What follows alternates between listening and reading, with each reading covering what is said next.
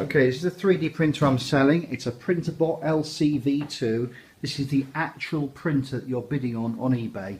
It made these pieces here, and you can see high-res photos of these so you can get an idea of the quality and the consistency if you look on the eBay advert. It comes with a whole bunch of little bits and pieces, quite a bit of material, some different way of holding things down if you want to, power supply, all the stuff. And I run it off the free Repetier host software, which is here.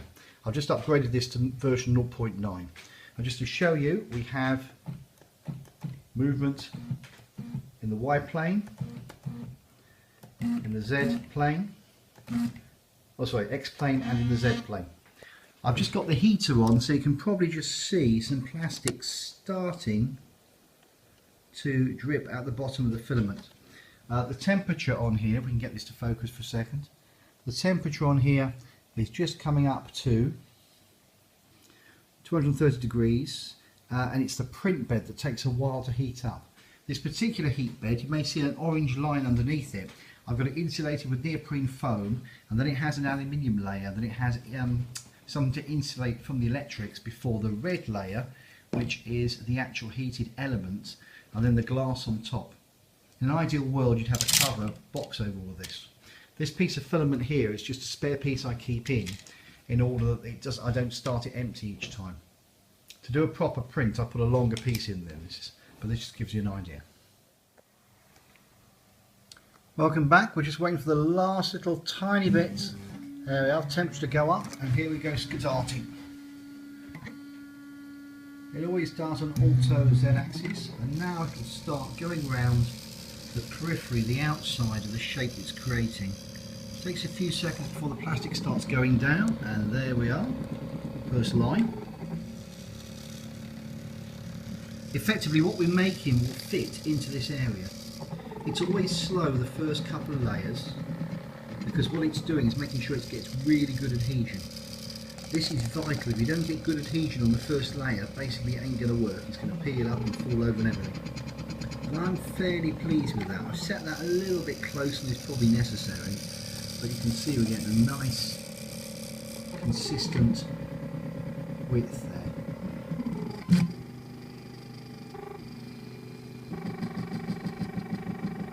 Okay, we're going to give it a break for the moment.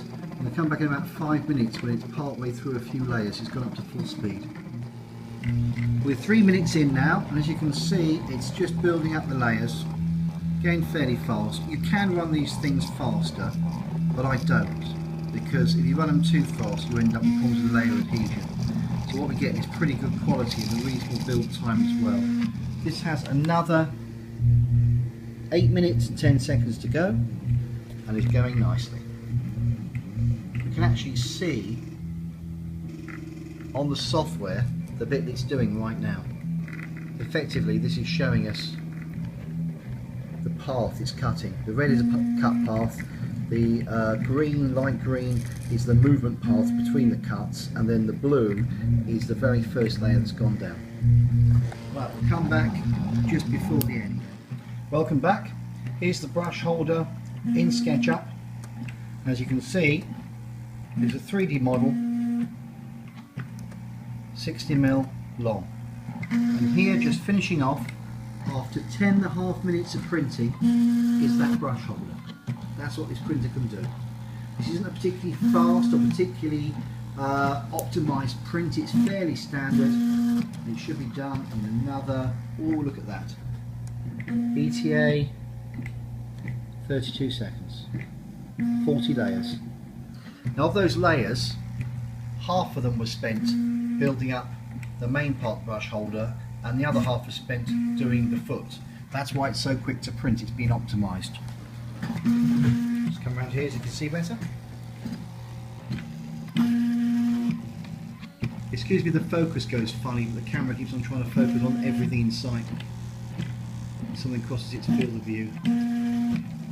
Now when this finishes, I'm not going to peel it off straight away. It's a good idea to wait a few minutes for it to cool down and cool the bed down. Otherwise you impose twists in it. Basically, that's it. 10.5 minutes. And here's our final item. a little pen rack. In fact, it's for brushes, so you can put your watercolour brushes on it to stop the bristles from touching. You can see on this side the 2 feet, as in the 3D graphics, and on this side you can see a shiny bit. That's the remains of this ABS type material that sticks the print down. This bottle that comes with this printer will last about 5 years, because you basically put some down each time that you have to do some, and it's so thin it hardly builds up, and you can scrape it off very easily as well. So that's it, a 3D printer available with a minimum price of £450, assembled, packed and everything, including 4 hours of my time to help you get sorted, and 3 months email support as well. Happy bidding. I'll answer any questions you've got.